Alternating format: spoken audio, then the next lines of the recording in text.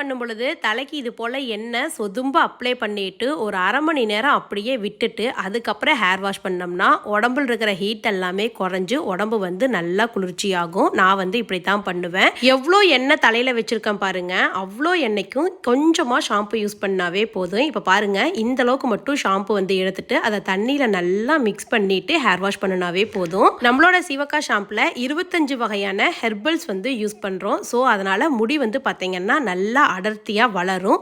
முடி கொட்டுறது கண்டிப்பாக ஒரு மாதத்துலேயே நின்றுடும். ட்ரை பண்ணி பாருங்கள். ஃபர்ஸ்ட் வாஷ் பண்ணும் பொழுதே எந்த அளவுக்கு அழுக்கு எண்ணெய் பசை எல்லாமே போய் நுர வந்திருக்குதுன்னு பாருங்கள். முடி கொட்டுறது, தலை அரிப்பு, பொடுகு பிரச்சனை, இந்த மாதிரி எல்லா பிரச்சனைக்கும் நம்மளோட சிவக்கா ஷாம்பு சூப்பராக இருக்குங்க.